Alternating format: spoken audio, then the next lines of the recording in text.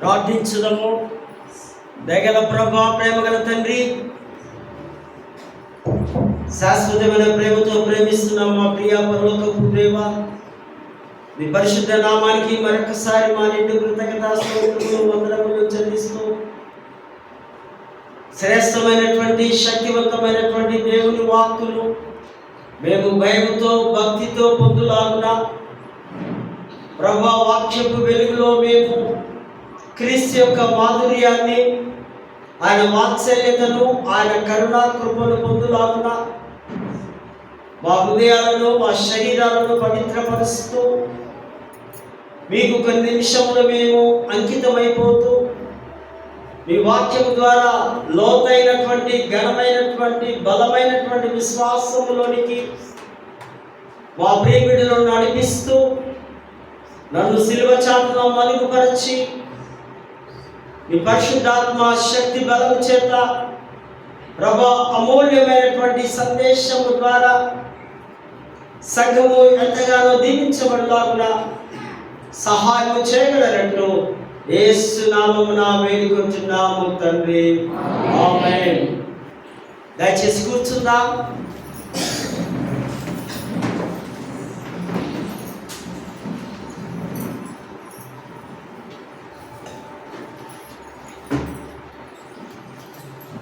దేవుని పరిశుద్ధ నామానికి మహిమ కలుగును గాక. ఈ ఘనమైన, ఉన్నతమైన, శ్రేష్టమైనటువంటి భాగ్యం, ఈ ధన్యత, వాక్యం బోధించడం, వాక్యం వినడం నాకు అనుగ్రహించినటువంటి అధ్యక్ష మండలపు పీఠాధిపతి గారైన, ఇన్ఛార్జ్ బిషప్ గారైనటువంటి right reverend doctor professor Reuben Mark తండ్రి గారికి, అధ్యక్ష మండలపు vice chairman reverend B Winston అయ్య గారికి, మరి మిగతా నాయకులకు, ఆఫీసర్స్కు, మరి మా తోటి క్లర్జీ, దైవ సేవకులకు యేసుక్రీస్తు నామములో వారికి అందరికీ మరి శుభములు, దైవాశీస్సులు తెలియపరుస్తున్నాం.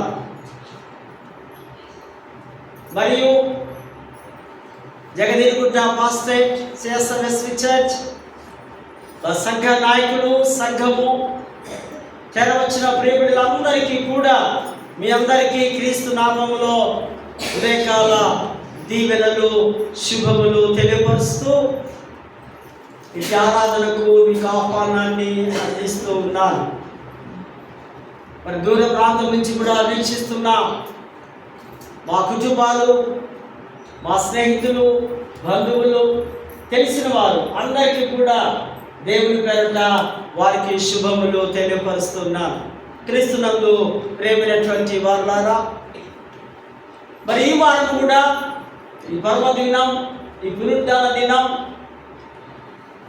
ఈ మహాదినం, మరి పెద్దలు మనకు అనుగ్రహించినటువంటి శ్రేష్టమైనటువంటి అంశం ప్రభు రాకకై ప్రార్థనాపూర్వకముగా ఎదురు చూచుట. Waiting prayerfully for the coming of the lord. ఎదురు చూడడం మన జీవితాలలో మనం అందరము ఈ పదాన్ని అనుభవించాం. ప్రతి ఒక్కరు కూడా ప్రతిదానికి మనం ఎదురు చూసేవారమే. ఉదాహరణ, ఒక గర్భిణీ స్త్రీ ఉందనుకోండి, హాస్పిటల్లో ఉన్నప్పుడు తన కుటుంబ సభ్యులు, తెలిసిన వారందరూ కూడా ఎదురు చూస్తూ ఉంటారు. ఎటువంటి బిడ్డలు దేవుడు అనుగ్రహిస్తాడో, ఎప్పుడు డెలివరీ అవుతుందో. ఒక విద్యార్థులు ఎగ్జామినేషన్ రాసినప్పుడు వారు రిజల్ట్ కొరకు వారు ఎదురు చూస్తారు. ఒకరు ఉద్యోగం కొరకు వారు ఆ ఇంటర్వ్యూస్ ఫేస్ చేసినప్పుడు ఆ రిజల్ట్ కొరకు, ఆ యొక్క ఆర్డర్ కొరకు వారు ఎదురు చూస్తూ ఉంటారు. ఎదురు చూడడం కామన్ మన జీవితంలో. ఇది భౌతిక పరముగా ఎదురు చూడడం, ఈ లోక సంబంధమైనటువంటి వెయిటింగ్. కానీ ఆధ్యాత్మిక పరముగా, దైవిక పరముగా, వేదాంత పరముగా క్రీస్తు కొరకు ప్రతి నిమిషము, ప్రతిరోజు, ప్రతి గంట దేవుని బిడ్డలు, విశ్వాసులు ఎదురు చూడాలి. యేసయ్య ఎప్పుడు వస్తున్నావు? ఎప్పుడు వస్తున్నావు? నేను సిద్ధంగా ఉన్నా నీ రాకకు. నేను కనిపెట్టుకొని ప్రార్థిస్తూ నీ కొరకు నేను ఉన్నాను. నీవు వస్తే నీతో నేను కలిసి నువ్వు ఉండు చోటికి నేను వెళ్తా. నీ కొరకే ఎదురుచు. మరి విశ్వాసులుగా, క్రీస్తును నమ్మిన వారముగా, క్రీస్తును అనుసరించే వారముగా దేవుని కొరకు ఎదురు చూడాలని వాక్యము సెలవిస్తుంది. యెహోవా కొరకు ఎదురు చూచువారు నూతన బలమును పొందుదురు. వారు శక్తి పొందుకొని దేవుని కొరకు ఎదురు చూడాలి. ఇప్పుడు ఎదురు చూస్తూ ఉన్నాం. ఆయన వస్తూ ఉన్నాడు. ఆయన ఆన్ ద వేలో ఉన్నాడు, మార్గ మధ్యంలో ఉన్నాడు. మనం ప్రార్థించి ఆయన కొరకు ఎదురు చూడాలి. చదవబడినటువంటి లేఖన భాగాల్లో మనం చూస్తే చిట్ట చివరి ప్రవక్త మత్తల్య అంటారు హీబ్రూలో. తెలుగులో మలాకి అన్నాం. మలాకి అంటే వార్తాహరుడు లేదా దూత.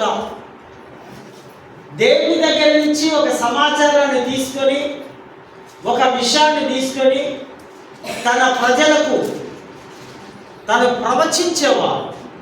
ఈయన చిట్ట చివరి ప్రవక్త, చిన్న ప్రవక్త. ఈ పాత నిబంధన గ్రంథం ఈ ప్రవక్తతో ముగించబడుతూ ఉంది. 100 సంవత్సరాలు వారు చెర నుంచి విడుదలైన తర్వాత ప్రవక్త వారికి ఈ ప్రవచన గ్రంథం రాస్తూ ఉన్నాడు. వారు వచ్చి ఇంకా విగ్రహారాధనలో, ఇంకా పాపములో, ఇంకా శాపములో యెహోవాను ఎరగక ఉన్నప్పుడు ప్రవక్త రాస్తూ ఉన్నాడు. మత్తయి సువార్త క్రొత్త నిబంధనకు ఈ మలాకికి 400 years గ్యాప్. 400 సంవత్సరాలు ప్రవచనాలు లేవు, దీవెనలు లేవు, వాక్యం లేదు, బోధ లేదు. ప్రజలందరూ కూడా చీకటిలో జీవిస్తున్నారు. కనుకనే వారందరూ మెస్సయ్య కొరకు ఎదురు చూస్తూ ఉన్నారు.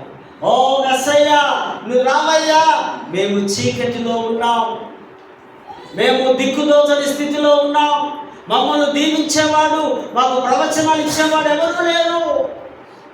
400 సంవత్సరాల గ్యాప్ ఉందని మనము అర్థం చేసుకోవాలి. కనుకనే జాగ్రత్తగా వినాలి వాక్యము భయంతో భక్తితో ఉంటే 50% మీరు మర్చిపోకుండా దీన్ని పదే పదే ధ్యానంలో ఉంచుకోగలరని మీకు నేను తెలియపరుస్తూ ఉంటున్నాను. ఆయన రాస్తూ ఉన్నాడు, ఆయన మాట్లాడుతూ ఉన్నాడు. ప్రవక్త మొదటి వచనములో మనం చూస్తాం, నియమింపబడిన ఆ దినము, ఆ దినమట వస్తూ ఉంది. ప్రభు రాకడ 2 విధాలుగా ఉన్నాయి. ఒకటిగా మొదటి రాకడ, మరి రెండవ రాకడ. మనకందరికీ తెలుసు, మొదటి రాకడ వచ్చింది. ఆయన పాప క్షమాపణ, రక్షణ, మారు మనస్సు, దీవెన, ఆశీర్వాదం కదా. ఇంకా ఆ ఘనమైనటువంటి పరలోక రాజ్య బోధలు, ఆయన అనేకులకు స్వస్థతలు, ఆహారం పెట్టడం, ఆయన అద్భుతమైనటువంటి కార్యములు చేసి, అన్నిటికంటే ప్రాముఖ్యమైనది ఆయన సిలువలో మనందరి కొరకు ప్రాణత్యాగం చేసి చావడం. ఆయన వచ్చిన ఆ సువార్త, ఆయన రావడానికి గల కారణం మానవ జాతిని అంతటిని రక్షించడానికి. ఆ పరలోకం నుండి ఆ పరిశుద్ధులు పాపిగా మార్చబడి, ఒక దొంగలు, దుర్మార్గులు, పాపులు ఎక్కిన ఆ సిలువని వెక్కి నీ కొరకు, నా కొరకు ఆయన చనిపోయినట్టుగా మొదటి రాకడలో మనం చూస్తున్నాం. ఈ రెండవ రాకడను మనం గమనిస్తే, ఆ మహాదినము వచ్చినప్పుడు ఆ ఉగ్రత దినము వచ్చినప్పుడు, ఆ తీర్పు దినము వచ్చినప్పుడు ఆయనట చాలా భయంకరమైనటువంటి పరిస్థితిలో ఆయన అగ్నిలాగా, ఆయన దహించే అగ్నిలాగా ఆయన దిగి వస్తాడని వాక్యము సెలవిస్తూ ఉంది. అహంకారులను, దుర్మార్గులను ఆయన శిక్షించడానికి ఆయన దిగి వస్తూ ఉన్నాడు. మరి అదేవిధంగా 2వ వచనంలో భయభక్తులు గల వారికి నీతి సూర్యుడు ఉదయించును. ఆయన పేరేంటట? నీతి సూర్యుడు. ఆయన రెక్కల క్రింద స్వస్థత, ఆయన ఆరోగ్యము, స్వస్థత, ఆరోగ్యము ఆయన ఇచ్చేవాడు. ఆయన రెక్కల్లోనే స్వస్థత ఉంది. ఈయన ప్రకటన గ్రంథంలో చూస్తాం, ఈయననే వేగువ చుక్క అన్నారు, ఈయనను ఆ ఉదయ తార అన్నారు. ఈయన ఒక స్టార్గా, అందుకనే మనం రేపటి నుంచి ఒక క్రైస్తవ కుటుంబాలకు సూచనగా మన ఇంటి మీద అంతా కూడా ఒక స్టార్ తారను మనం వెలిగిస్తూ ఉంటాం. ఈ స్టార్ను చూసినప్పుడు అనేకులు అదొక సువార్త, అదిగో వీరు క్రీస్తును వెంబడించే కుటుంబాలు. ఈ స్టారు, ఈ తార ద్వారా ఇక్కడ మనం చూస్తున్న క్రీస్తు దుష్టులను కొట్టబడి అగ్ని చేత కాల్చబడి, ఏ విధంగా లోహాలు ఆ వెండి బంగారం అగ్ని చేత శుద్ధి చేస్తున్నట్టుగా క్రీస్తు దహించు అగ్నిగా వారిని నాశనము చేయగలడు. వారి అహంకారమును, దుష్టులను దేవుడు అణిచివేసి, త్రొక్కివేసి వారి నాశనం చేస్తాడని వాక్యము సెలవిస్తూ ఉంటుంది. ఈ 3-4 అధ్యాయాలు మెస్సయ్య గురించే, మెస్సయ్య రాకడే మలాఖీలో మనం చూస్తాం. మెస్సయ్య వస్తున్నాడని ఈ మాటలు ఇక్కడ మనం గమనిస్తున్నాం. నీతిమంతుల కట ఆయన ఎందుకు భయభక్తులు గల వారికి ఆయన స్వస్థతను, ఆరోగ్యాన్ని కలుగజేస్తూ ఉన్నాడు. మరి దేవుడి ఉగ్రత అగ్నికి సూచనగా ఉంది, దహించు అగ్నికి సూచనగా ఉంది. ఆయన ఉగ్రత పాలు కాకుండా మనము వాక్యం ద్వారా కడగబడి, వాక్యాన్ని అనుసరిస్తూ, వాక్యానుసారముగా బ్రతికినట్లయితే ఆయన ఉగ్రత నుంచి మనము తప్పించబడిన వారము అవుతాము. క్రీస్తునందు ఉన్న వారికి ఏ శిక్ష విధియు లేదు. వెలుపల ఉన్నవారికి, అనగా చీకటిలో ఉన్నవారికి, అనగా ఆయన నామాన్ని, వాక్యాన్ని అనుసరించిన వారికి భయంకరమైనటువంటి శిక్ష ఉంది, భయంకరమైనటువంటి తీర్పు ఉంది, భయంకరమైనటువంటి నరక యాతన ఉంది అని దేవుడి వాక్యము తేటగా, సూటిగా మనతో మాట్లాడుతూ ఉంది. శిక్ష ఉంది.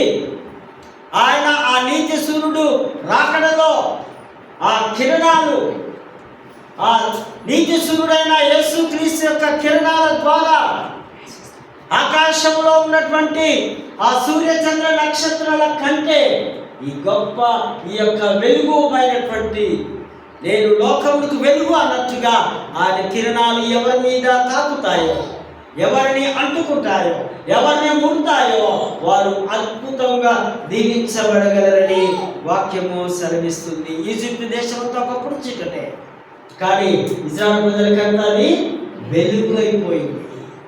ఎప్పుడైతే యెహోవా దేవుని విశ్వసించారో వారు వెలుగు సంబంధులుగా ఉన్నారని వాక్యాన్ని ఇక్కడ మనము చూస్తూ ఉంటున్నాం. ఆయన ఆత్మ నేత్రములు, ఆయన నేత్రముల ద్వారా, ఆయన చూపు ద్వారా అనేకులకు స్వస్థత కలిగినట్టుగా మనకు తెలుసు కదా. ఒకసారి ఆయన ఉమ్మి వేసి, బురద చేసి ఆ కంట మీద వేసినప్పుడు కళ్ళ మీద కళ్ళు తెరవబడ్డాయి. మరొకసారి నోటి మాట ద్వారా నీ కుమారుడు, నీ దాసుడు స్వస్థత పరుస్తాడు వెళ్ళు అనగానే స్వస్థత. మరొకసారి చేయబట్టి ముట్టి స్వస్థత. ఆయన వస్త్రపు చెంగులో స్వస్థత. అనారోగ్యంలో ఉన్నావా, ఇబ్బందుల్లో ఉన్నావా, నయోగాని రోగంలో ఉన్నావా, చదవండి బైబిల్, దేవుడి వాక్యాన్ని చదవండి, యేసుని చదవండి, యేసుని మనస్సును చదవండి. ఈ చదువుతూ ఉంటేనే నీకు స్వస్థత, ఆరోగ్యం దేవుడు ఇవ్వగలడు. డాక్టర్ స్వస్థత కొంతకాలమే, ఆ కొన్ని నిమిషాలు, కొన్ని రోజులు, కొన్ని గంటలు కావచ్చు, కానీ శాశ్వతమైనటువంటి స్వస్థత ఆయన రెక్కల్లో ఉందని లేఖన భాగాలు ఇక్కడ మనము చూస్తూ ఉంటున్నాం. యేసు స్వస్థత హీబ్రూ భాషలో రిపూయ్ అనగా శారీరక ఆధ్యాత్మికమైనటువంటి స్వస్థత ప్రక్రియను సూచిస్తూ ఉంది. రిపూయ్ దేవుడి యొక్క స్వస్థత దిగి వస్తుంది. అదే గ్రీక్ భాషలో కూడా థెరపియో, ఇంగ్లీష్లో థెరపీ అంటున్నారు కదా, థెరపియో అనగా ఇది కూడా శరీరానికి ఆ దీర్ఘకాల రోగానికి స్వస్థత ఇస్తూ ఉంది. ఈ దృష్టి సాగిస్తూ ఈ స్వస్థత ఆ ప్రవాహం వలె మన శరీరంలోకి వస్తుందని థెరపీ గురించి ఇక్కడ మనము చూస్తూ ఉంటున్నాం. 3-4 వచనాల్లో ధర్మశాస్త్రం ఇజ్రాయెల్ ప్రజలకు హెరోము కొండ మీద ఆ మోజస్ ఆ 10 ఆజ్ఞలు తీసుకొని ఆ నైతిక విలువలు, మోరల్ ఎథిక్స్ వాల్యూస్, ఆ విలువలు, ఆ జీవిత సత్యాలు ఏ విధంగా బ్రతకాలో, ఏ విధంగా చట్టం, ఈ 10 ఆజ్ఞలు అనేక దేశాల్లో కూడా కాన్స్టిట్యూషన్ అంతా కూడా ఈ 10 ఆజ్ఞలు బైబిల్లో నుంచి వచ్చింది. అనేక దేశాలందరూ కూడా బైబిల్లో ఓల్డ్ టెస్ట్మెంట్లో ఉన్న 5 కాండాలు చదివి అర్థం చేసుకుని రాజ్యాంగాల్లో వారి కట్టడలు, నియమ నిబంధనలు పాటిస్తూ ఉంటున్నారు. ఈ చీకటి ఈ ప్రజలకు అంధకారం నుంచి దేవుడు వెలుగులోనికి తీసుకొని వస్తూ ఉంటున్నాడు. ఈ 400 సంవత్సరాల చీకటిలో అక్కడ జకర్యా అనే యాజకుడికి గాబ్రియేలు దూత మరి ప్రత్యక్షమై నీకు ఒక కుమారుడు కలుగుతా, అతని పేరే బాప్తిస్మనిచ్చు యోహాను. ఆయన వచ్చి యేసుకు మార్గము సరళము చేయడం, అరణ్యంలో త్రోవను సరళము చేయడం, క్రీస్తు కంటే ముందుగా ఆయన రావడం, ఆయన వచ్చి ఆ క్రీస్తు గురించి ప్రకటించడం, సువార్తను బోధించడం, బాప్తిసం ఇవ్వడం. ఈ ఏలియా ఎలీషా యొక్క ఆత్మను పొందుకున్నవాడుగా, ఆ స్పిరిట్ను పొందుకున్నవాడుగా ఉన్నట్లుగా మనము చూస్తూ ఉంటున్నాం. బాప్తిస్మనిచ్చు యోహాను ఆ శక్తిని వారు పొందుకున్నారు. 4-5 వచనంలో ప్రవక్త ఏలియా గురించి ప్రకటన అధ్యాయము 11:3లో కూడా చూస్తాం. 2 సాక్షుల్లో ఈయన ఒకరట. ఆ తీర్పు దినంలో ఏలియా కూడా, ఈ ఏలియా తల్లిదండ్రుల యొక్క హృదయాలు, మనస్సు కుమారుల వైపు, కుమారుల హృదయాలు, మనస్సు తల్లిదండ్రుల వైపు, ఆయన కుటుంబాలను సమాధానపరిచేవాడుగా, యూదులు ఆ పస్కా పండుగల్లో వారి కుటుంబాల్లో ఏలియా కొరకు ఒక చైన్ వేసి ఖాళీగా ఉంచుతారు. ఏలియా ప్రవక్త ఇక్కడ ఉన్నాడు. బైబిల్ మిషన్స్లో కూడా దేవదాసాయి గారికి వారి ఆల్టర్ మీద ఒక చైరు సపరేట్గా అతడికి ఆ పాస్టర్ గారి కొరకని ఉంచుతారు. కానీ వీరు ఏలియా లాంటి గొప్ప ప్రవక్త మా మధ్యలో ఉన్నాడు, మా పండుగలో ఉన్నాడని ఆచారాన్ని నేటికి హిందువులు పస్కా పండుగలో ఆచరిస్తూ ఉంటున్నారు. యెహోవా దినానికి ముందు ఏలియా వచ్చి ఆ కుటుంబాలను, వారిని సమాధాన పరచడానికి ఏలియాను ఇక్కడ మనము జ్ఞాపకము చేసుకుంటున్నాం. యోహానుకు ఏలియా యొక్క ఆత్మ చేత నింపబడ్డాడు. ఆయన మెస్సియా మార్గాన్ని సిద్ధపరచున్నట్టుగా మహాశ్రమంలో కూడా ఏలియా మళ్ళీ కనిపిస్తాడని ప్రకటన గ్రంథంలో ఇక్కడ మనం చూస్తున్నాం. ఈయన రానున్న జీసస్ లేదా మెస్సియా మనకు పరిచర్యలో సూచనగా ఉన్నట్టుగా మనము అర్థం చేసుకోవాల్సిన అవసరం ఉంది. కీర్తన ఆ పాఠంలో మనం చూస్తాం, నిన్ను కాపాడువాడు నిద్రపోడు. ఎంత మంచి వాగ్దానం అండి! ఈ వాగ్దానం ఎవరికి? వారికి ఇశ్రాయేలు ప్రజలకు దేవుడు వాగ్దానం ఇస్తున్నాడు. యేసు ప్రభు యొక్క వాగ్దానం అంట, సదాకాలము మీతో నేను ఉంటాను. ఆయనేమో కాపాడతాడట, కానీ యేసట మీతో నేను ఎప్పటికీ ఉంటా, మీలో ఉంటా, మీ ఆత్మలో ఉంటా, మీ శరీరంలో ఉంటా, మీ పనుల్లో ఉంటా, మీ మాటల్లో ఉంటా, మీ ప్రవర్తనలో ఉంటా. జాగ్రత్త.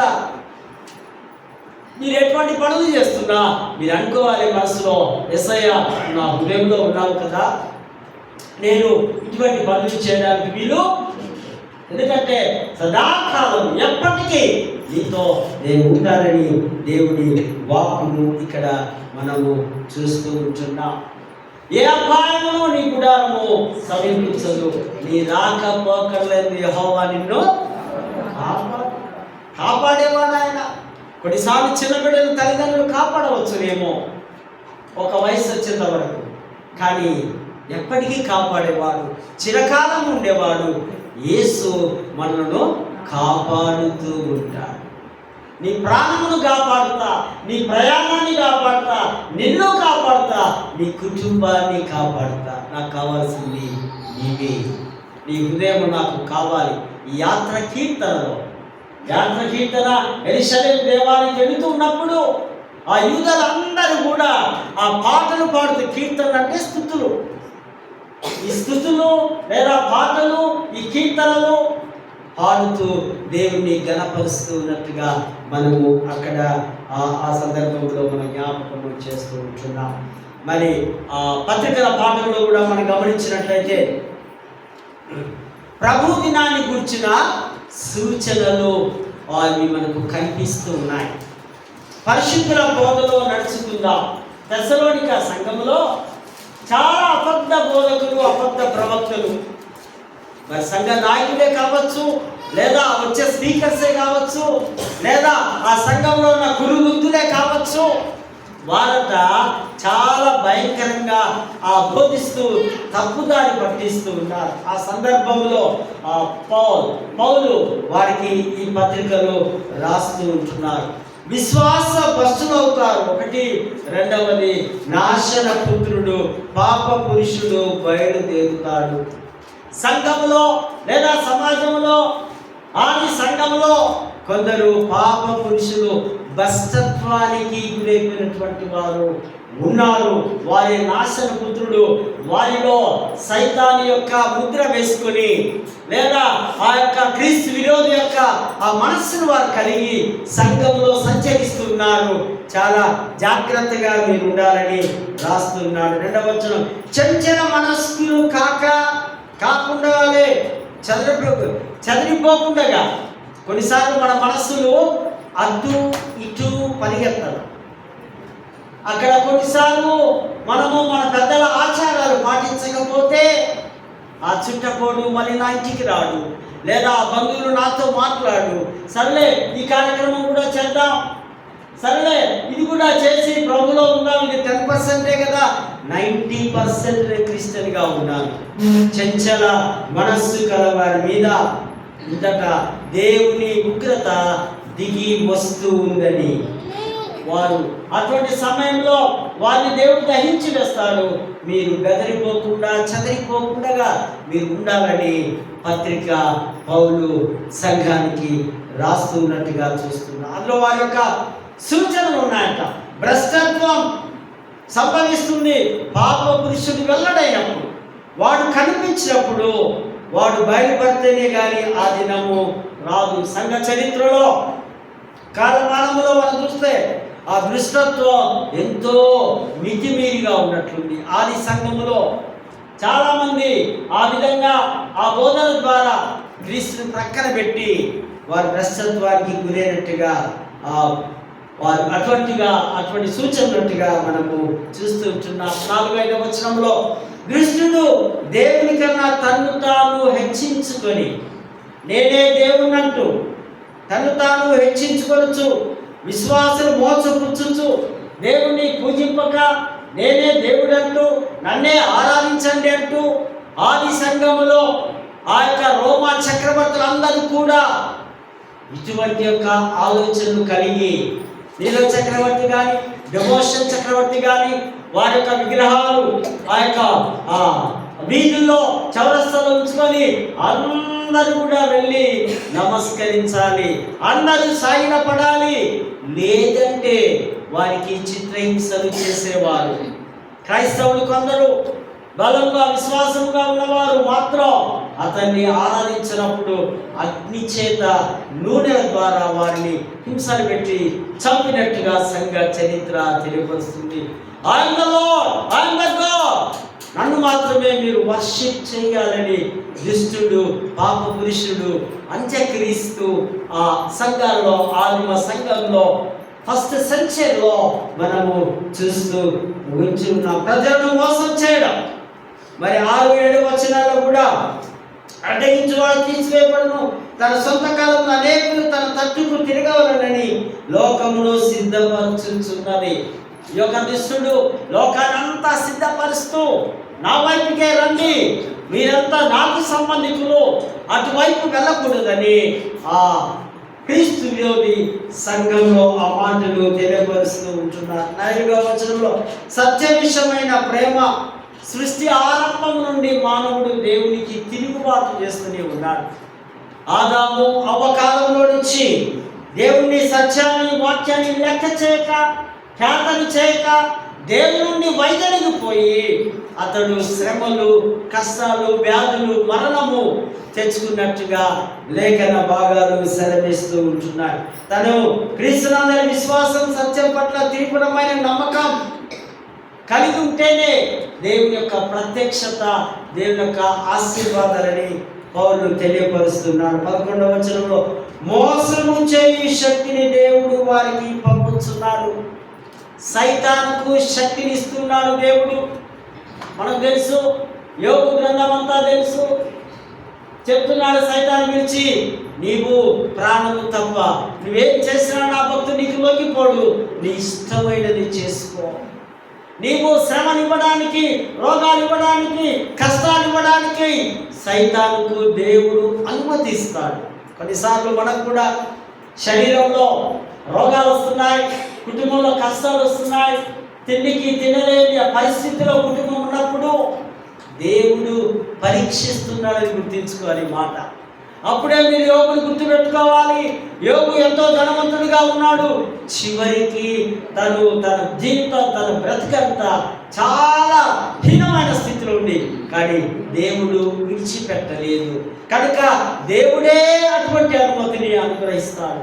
శోధించడానికి, శ్రమలు తేవడానికి, నిన్ను నాశనము చేయడానికి సైతానుకు ఆ శక్తి నుంచి దేవుడు పంపిస్తాడని ఇక్కడ మనం చూస్తున్నాం. క్రీస్తు విరోధి, వాడి పేరున్నాయి. వాడి పేరున్న నాశన పుత్రుడు, క్రూర మృగము, లేదా ఇంకా ఉన్నాయి ఎర్రని మృగము. వీడు ఒకసారి మన మీదికి వస్తున్న అక్రమం విస్తరించడం వలన అనేకుల ప్రేమ చల్లారిపోనని వాక్యము సెలవిస్తుంది. భ్రష్టుడైపోవడం. దీని గ్రీక్ భాషలో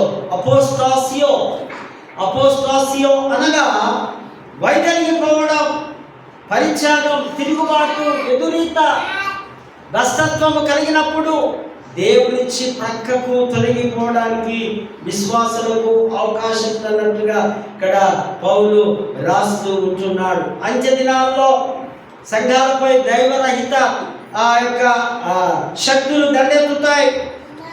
ఈ భ్రష్టత్వం 2 రకాలుగా, ఒకటి వేదాంతపరమైనటువంటి భ్రష్టత్వం, రెండవది క్రీస్తు బోధన నుండి వైదొలిగిపోవడం, తిరస్కరించడం. మరి క్రీస్తుకు దగ్గరగా సమీపంగా ఉన్నా కానీ పశ్చాత్తాపం లేదు, మారు మనసు లేదు, ఏది అవసరం లేదు, కానీ కేవలం దేవుని కృప రక్షణ ఉంటే మిమ్మల్ని దీవిస్తున్నాడని అబద్ధ బోధను బోధిస్తే ఆ పాప పురుషుడు బయలుదేరి వస్తున్నాడు. మీకు మా దగ్గరికి వస్తే దీవించబడతారు, మా దగ్గరికి వస్తే మీరు ఎంతగానో ఆశీర్వదింపబడతారు, మీకు అభిషేకం వస్తుంది, ఒకసారి రండి అంటూ నేటి దినాల్లో కూడా అభిషేకాన్ని, రక్షణను, దీవెనలను అమ్ముకోవడం మనము గమనిస్తూ ఉంటున్నాం. వాటి నిమిత్తం కపటమైనటువంటి బోధల ద్వారా మనుషులను నేడు అనేకులు గడిబిడి చేస్తున్నటువంటి పరిస్థితుల్లో మనము చూస్తూ ఉంటున్నాం. వైదొలిగిపోవడం. చివరిగా ఆయన ఆఖరి ఆ 7 సంవత్సరాల శ్రమల కాలంలో వారు మొదలైన తర్వాత పరిశుద్ధాత్ముడు నిష్క్రమించినప్పుడు పాప విమోచకుడు బయలుదేరి వాడు మహాశ్రమల కాలంలో ఆ ముగింపులో సైతాను లేదా క్రీస్తు విరోధి ఆధ్వర్యంలో అనేక రాజ్యమును సమకూర్చి దేవునికి ఆయన ప్రజలకు వ్యతిరేకంగా హర్మోగెద్దోనులో యుద్ధానికి సిద్ధపడతాడు. హర్మోగెద్దోను అనేటువంటి ప్రాంతంలో యుద్ధానికి సిద్ధపరుస్తాడు, ఏర్పాటు చేస్తాడు ఈ శోధకుడు. ఆ యుద్ధంలో లోకమంతా పాల్గొంటుంది. ఈ చివరి దినాల్లో, ఆ మహాదినంలో, ఆ యేసు వచ్చిన దినంలో గొప్ప యుద్ధం జరిగినప్పుడు లోకమంతా కూడా యుద్ధంలో పాల్గొంటుంది. ప్రకటన 16 వచనంలో మాటలు మనం చూస్తాం. తర్వాత క్రీస్తు తిరిగి వచ్చి క్రీస్తు విరోధిని, అతని సైన్యాన్ని, సువార్తకు లోబడిన వారిని ఆయన నాశనము చేస్తాడని దానియేలు గ్రంథం 11:45 వచనంలో కూడా మనము చూడగలము. సైతాను భూమి మీద అతను భూమిపై బంధించి తన యొక్క రాజ్యాన్ని యేసుక్రీస్తు వారు స్థాపిస్తారని దేవుని వాక్యము సెలవిస్తూ ఉంది. మరి సువార్తల పాఠంలో కూడా మనము బాగా ఆలోచన చేసినట్లయితే పెళ్లి కుమారుడు, పెళ్లి విందు, 10 మంది కన్యకలు. పెళ్లి కుమారుడు రాజకుమారుడు, పెళ్లి కుమార్తె రాజకుమారి. యూదుల వివాహాలు, పెళ్లిళ్ళు 7 దినాలు చేయాలి. 7 దినములు పెళ్లి కుమారుడు, పెళ్లి కుమార్తె వీధుల్లో ఊరేగింపుగా, మన గ్రామాల్లో అక్కడ ఆ పెళ్లి కుమార్తెలు, పెళ్లి కుమారుడు ఎదుర్కోవడానికి మనం కూడా ఆ డబ్బులు తీసుకొని సంఘము ఆ కుటుంబాలంతా ఎదుర్కొంటూ వెళ్ళి అని ఎదుర్కొని ఎడ్ల బండి మీదనో లేదా ఇంకేంటి తీసుకెళ్ళేవారు. ఆ దినాల్లో ఎత్తుగా ఉన్న దాని మీద తీసుకొని వెళ్ళేవారు కదా. ఇప్పుడు లేదనుకుంటా అవన్నీ ఎదుర్కోవడం, జస్ట్ నైస్గా వచ్చి ఆ కారులో వచ్చి దిగిపోతున్నారు. అప్పుడు అట్లా కాదు, నైట్లో చాలా ఆనందంగా ఉండేది. పెళ్ళి అంటే సంబరంగా 7 దినాలు చేసేవారు, యూదుల ఆచారం. ఆ పెళ్లి కుమారుడు, మనము ఈ సంఘం అనే వధువు పెళ్లి కుమార్తె.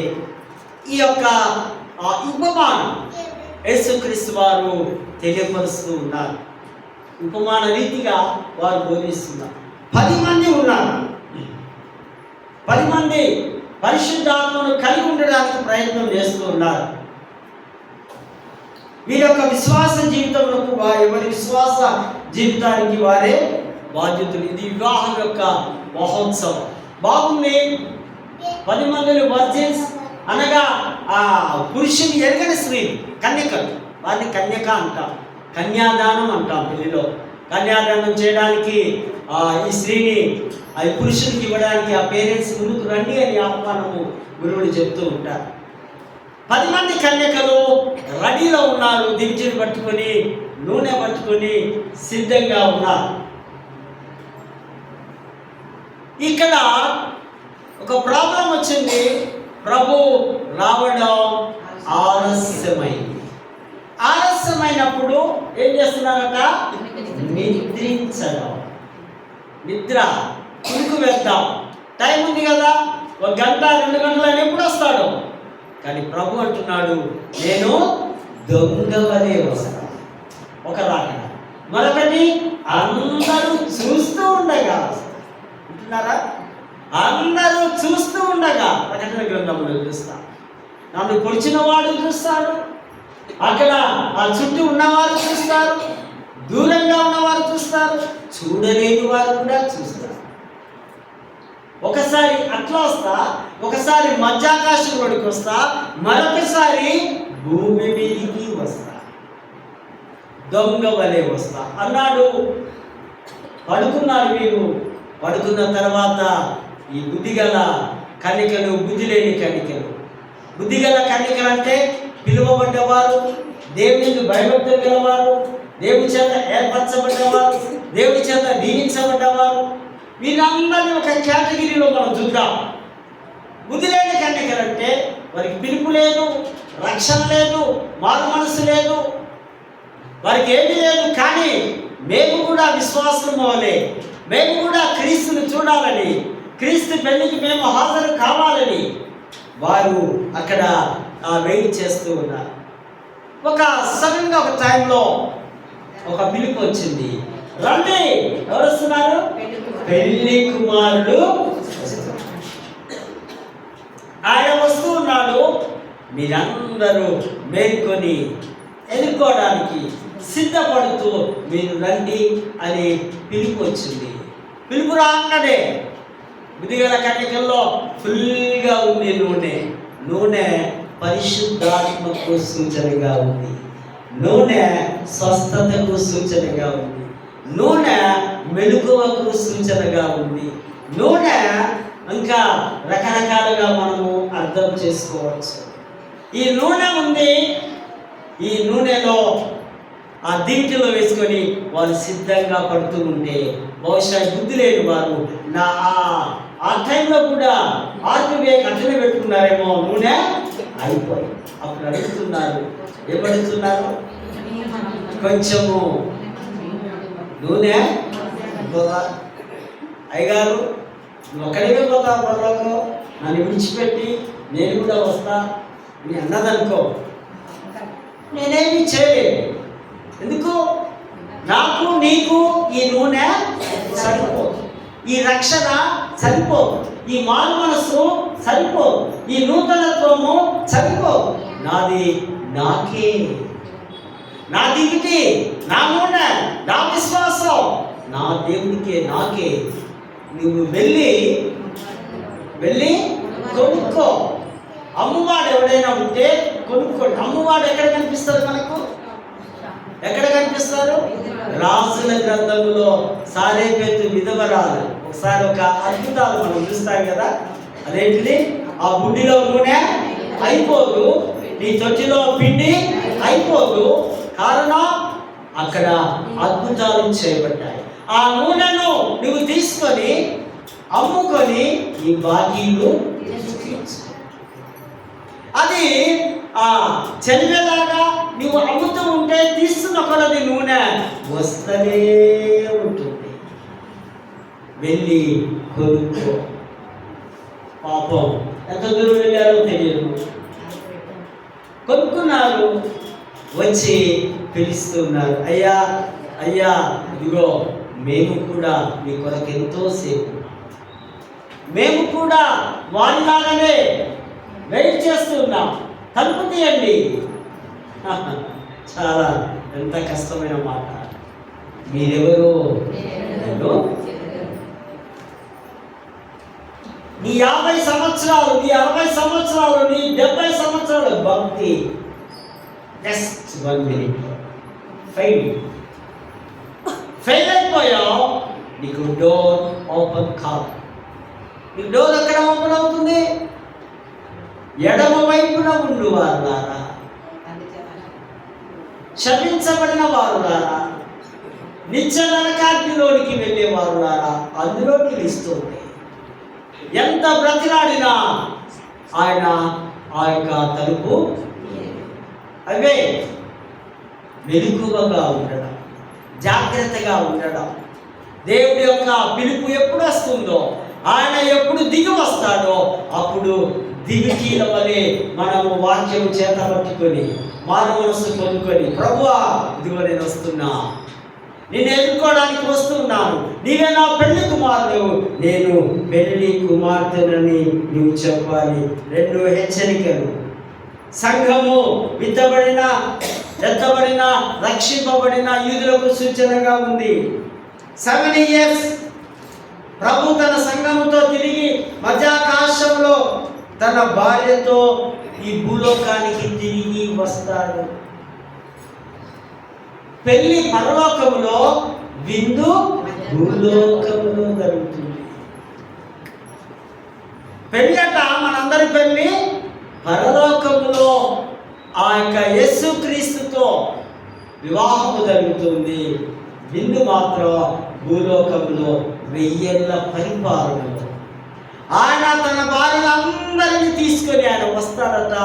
7 సంవత్సరాల మధ్యాకాశంలో ఉంటాం. తర్వాత ఆయన దిగి వస్తాడు.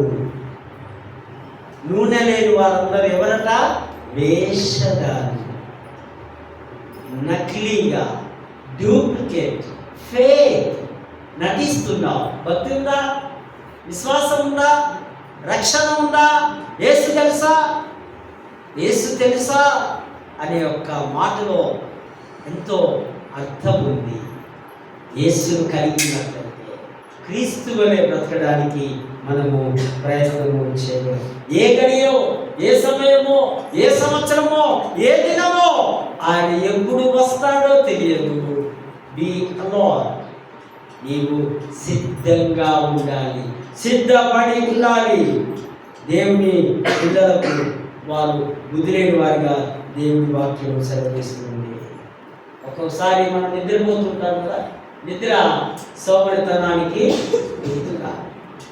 ఒకసారి ట్రైన్లో మనం జర్నీ చేస్తుంటే అనుకోండి, టీటీ గారు వచ్చి లేకపోతే స్టేషన్ దాటిపోతాం. నిద్ర ఆ మత్తులో, నిద్రలో ఒక్కొక్కసారి ఏమవుతుందో కూడా మనకు, నిద్రలో ఒక్కొక్కసారి పడిపోయే పరిస్థితి కూడా మనకు.